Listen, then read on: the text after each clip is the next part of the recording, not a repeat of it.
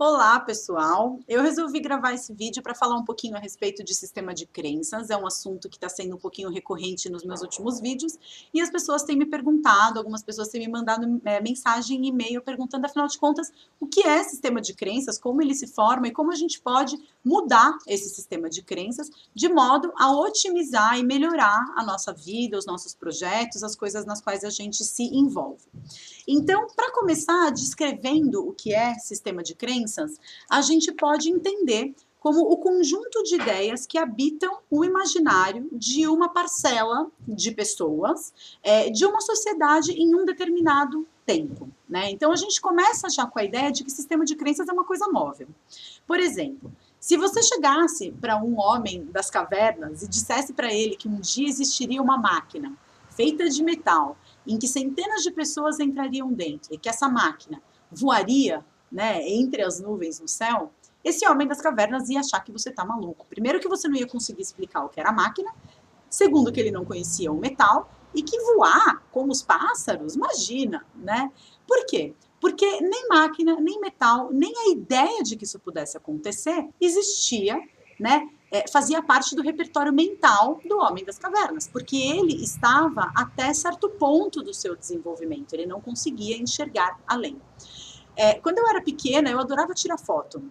E aí era uma emoção, né? Porque tirava foto, mandava foto revelar, demorava 2, 3 dias. Aí se eu queria mandar para algum amigo, tinha que ir até o correio, colocar na cartinha e mandar. E uma semana depois ele recebia essa foto e ele via essa foto. Né? Se me dissessem, um homem do futuro viesse e me dissesse que eu ia ser capaz de ter um telefone, começa daí, que fosse comigo aonde quer que eu fosse, sem fio, e que não precisaria estar perto da base para funcionar, e que eu seria capaz, que esse telefone seria uma máquina fotográfica ao mesmo tempo, que me permitiria tirar fotos e mandar pelo ar para o telefone de uma outra pessoa do outro lado do mundo em questão de segundos. Eu nunca iria acreditar numa coisa dessa. Então, assim, começa daí, né? O que é cientificamente comprovado, o que é possível ou o que é realizável, depende do desenvolvimento que a gente teve quando a gente fez essa afirmação. Porque a ciência, até pouco tempo atrás, falava que o ovo era ruim. Aí depois o ovo virou bom. Aí era o colesterol, que ele deveria ser combatido. E agora, não, tem uma parte do colesterol que é boa.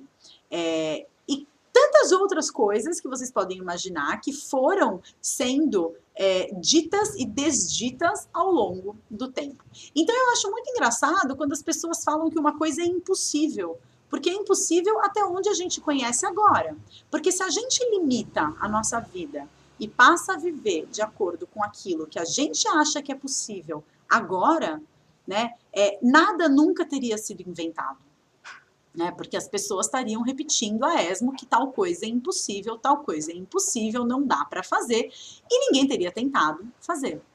E a gente também corre o risco de entrar no que um sociólogo chamado Robert Martin, eu vou ver o nome, depois eu coloco aqui embaixo para vocês, disse a respeito de profecia autorrealizável, em que a gente fica falando determinada coisa, a gente fala que a gente não consegue, ou a gente fala que é impossível, e que de fato isso acaba se tornando impossível. Ele tirou essa conclusão, né, um acontecimento lá nos anos de 1940, eu acho que o livro dele é de 49, se não me engano, de que lançou-se um boato de que determinada rede bancária ia falir. E as pessoas, diante desse boato, mais do que depressa, foram até o banco e tiraram todo o seu dinheiro de lá e venderam todos os seus títulos de investimento, todas as suas ações, e o banco acabou por falir de verdade. Então, ele levou isso para o campo relacional e estendeu um pouco as ideias dele sobre a influência que essas determinações de eu não sou capaz de fazer isso, eu acho que determinada coisa é impossível, para o campo do relacionamento, para o campo interpessoal, e percebeu que isso influencia inclusive no processo de aprendizagem.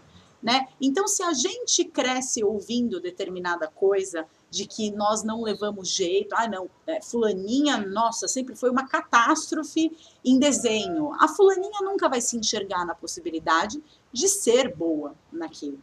né? Principalmente quando a gente é criança, em que a gente é muito suscetível à ideia do que os adultos dizem, né? Então a gente cresce acreditando numa série de coisas a nosso próprio respeito, né?